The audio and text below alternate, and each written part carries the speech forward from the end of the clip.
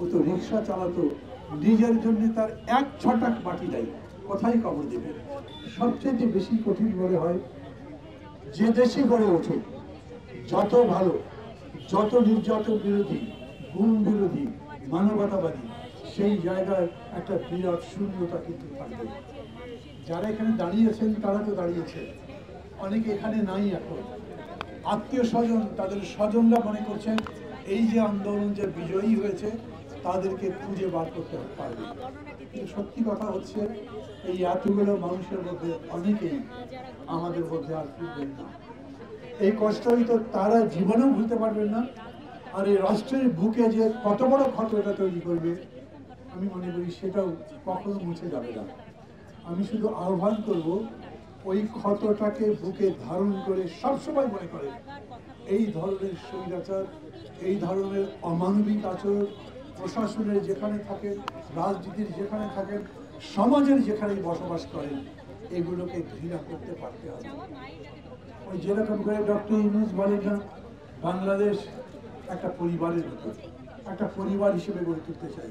আমিও বলতে চাই সেরকম করে এই যে ঘৃণা, হিংসা, প্রতিহিংসা, খুন এবং মানুষকে জোর করে ধরে একেবারে থেকে নাই করে দেওয়া, এই জায়গা থেকে বেরিয়ে আমরা মানবিক হই, একটা ভালোবাসার দৃষ্টিভঙ্গি দিতে পারি, সেই রকম একটা দেশ করতে পারি বাংলাদেশ, যেই দেশ আসলে বসবাসযোগ্য, প্রাণ ভরে নিঃশ্বাস নেওয়া যাবে, মুখ করে হাসা যাবে এবং মানুষের সাথে নিজের হৃদয় উন্মোচন করে কথা বলা যাবে।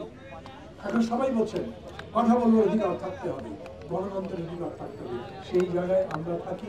এই ব্যাপারে আমরা সরকারকে সর্বাত্মক সহযোগিতার প্রতিশ্রুতি দিয়েছি। আমরা একটা ওয়াচ ডগের মতো, পলিটিক্যাল পার্টি বটে, অন্যান্য সোশ্যাল অর্গানাইজেশন, কালচারাল অর্গানাইজেশন, তারাও তাই হওয়া উচিত। ওয়াচ ডগ এই অর্থে সবই তো আর কারেক্ট করা যায় না। যারা এই গুম খুনের শিকার তার সাথে সাথে খেয়াল করেন কতগুলো মানুষ এই জুলাই অভ্যুত্থানে মারা গেছে, হাজারের কাছাকাছি, হয়তো বেশি, এখনো জানি না। আমরা বলছি ওদেরও প্রতিটা গুলি, প্রতিটা হত্যার বিচার করতে হবে। আমরা চাইছি ওই মানুষগুলো যারা মারা গেছে তাদের পরিবারের প্রতি সরকার যাতে দৃষ্টি রাখে। একটি ঘটনা শুধু বলি আপনাদের কাছে, কথা বলে শেষ করব। আমার বাড়ি বগুড়ায় 11 জন মানুষ এই আন্দোলনে আত্মাহুতি দিয়েছে। তাদের কবরে আমি যাওয়ার চেষ্টা করেছি, 11টাতেই যেতে পারিনি। একজন ছাত্র আর 10 জন, বিশ্বাস করুন 10 জন একেবারে দরিদ্র নিরন্ন মানুষ। একটা কবরে যখন যাচ্ছি তখন অন্তত 3টা টয়লেট পার হয়ে আমাকে যেতে হয়েছে, ওখানে কোনো মানুষের বাড়ি ঘর নেই। আমি লোকজনকে জিজ্ঞেস করলাম এখানেই কেন কবর দেওয়া হলো? তারা বললেন ও তো রিক্সা চালাতো, নিজের জন্য তার এক ছটাক মাটি নাই, কোথায় কবর দেবে? লাশ আনবার পরে সবাই কাঁদছে, আর কান্নার মধ্যে তার ছেলেরা বলছে একটা মাটির ব্যবস্থা করেন যাতে তার কবর দেওয়া যায়।